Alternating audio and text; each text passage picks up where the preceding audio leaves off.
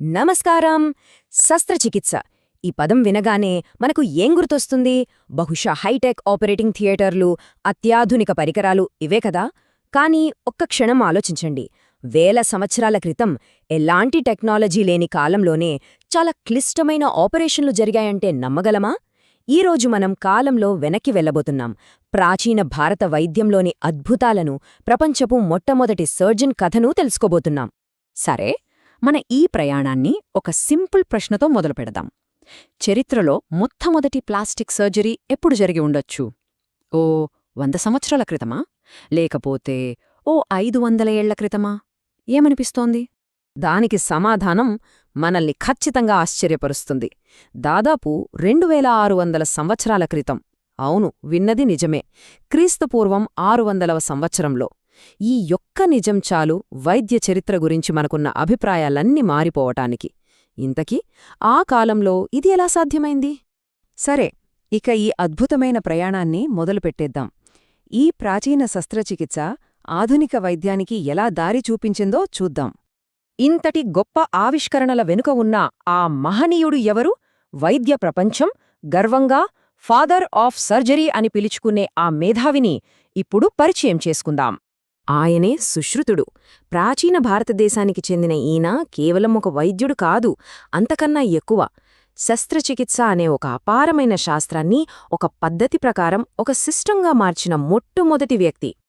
ఆయన అపారమైన జ్ఞానం మొత్తం ఒకే చోట ఉంది. అదే సుశ్రుత సంహిత. ఇదేదో మామూలు పుస్తకం కాదు. ఏకంగా 1120కి పైగా వ్యాధులు, వందలాది సర్జరీ పద్ధతులు, వాటికి వాడాల్సిన పరికరాలు, ఇలా అన్నింటినీ వివరించే ఒక మహావిజ్ఞాన సర్వస్వమనమాట. సుశ్రుతుడు ఎంత ప్రాచీనుడో అర్థం చేసుకోవాలంటే ఈ టైంలైన్ చూడండి. ఆయన గౌతమ బుద్ధుడి కన్నా సుమారు 100 సంవత్సరాలు, గ్రీకు వైద్య పితామహుడిగా మనం భావించే హిపోక్రేట్స్ కన్నా ఏకంగా 200 సంవత్సరాల ముందు జీవించారు. అంటే ఆలోచించండి, ఆయన జ్ఞానం ఎంత పురాతనమైనదో, ఎంత ముందుచూపుతో కూడుకున్నదో కదా. సరే, ఇక అసలు విషయంలోకి వద్దాం. సుశ్రుతుడి అసమాన ప్రతిభకు నిలువుటద్దంలాంటి ఆయన సర్జరీ నైపుణ్యాలను, ముఖ్యంగా ప్రాచీన ప్లాస్టిక్ సర్జరీ అద్భుతాలను ఇప్పుడు చూద్దాం. ఆ రోజుల్లో సమాజంలో ఒక పెద్ద సమస్య ఉండేది. రకరకాల నేరాలకు పాల్పడిన వారికి శిక్షగా ముక్కును కోసేసేవాళ్లు. దీనివల్ల ఎంతోమంది జీవితాలు నాశనమయ్యేవి.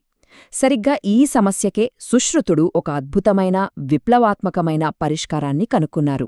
ఆ పరిష్కారమే రైనోప్లాస్టీ, అంటే ముక్కును మళ్లీ నిర్మించడం. ఆ విధానం ఎలా ఉండేదో చూడండి. మొదట ఒక ఆకుతో ముక్కు కొలత తీసుకుంటారు.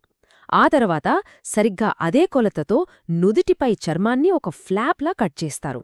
ఇక మూడో దశలో ఆ చర్మభాగాన్ని జాగ్రత్తగా ముక్కు ప్రాంతానికి తిప్పి చివరిగా దానికి కుట్లు వేసి సరైన ఆకృతిని ఇచ్చేవారు.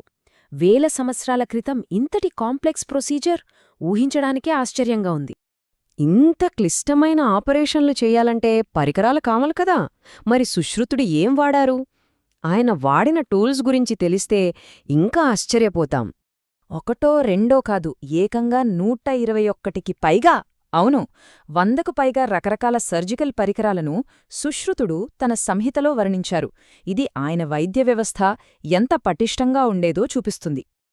ఈ టేబుల్ చూస్తే నిజంగా అద్భుతమనిపిస్తోంది. ఎందుకంటే ఆయన పరికరాలు ఇప్పటి ఆధునిక పరికరాలకు ఎంత దగ్గరగా ఉన్నాయో చూడండి. వస్తువులను పట్టుకోవడానికి వాడిన సందంషీ యంత్ర నేటి ఫోర్సెప్స్లా ఉంది. కోతలకు వాడిన మండలాగ్ర అచ్చం మన సర్జికల్ స్కాల్పల్లాగే. ఇక గాయాలను కుట్టడానికి ఉపయోగించిన సూచి ఆధునిక సర్జికల్ సూదులకు ఆద్యమని చెప్పొచ్చు. ఆయన డిజైన్లు వేల సంవత్సరాలు గడిచినా నిలబడ్డాయంటేనే అర్థం చేసుకోవచ్చు. ఇదంతా గతమనుకుంటే పొరపాటే. సుశ్రుతుడు కథ కేవలం చరిత్ర కాదు, ఆయన ప్రాచీన జ్ఞానం ఈ రోజుకి ఆధునిక వైద్యశాస్త్రాన్ని ప్రభావితం చేస్తూనే ఉంది. అదెలాగో ఇప్పుడు చూద్దాం.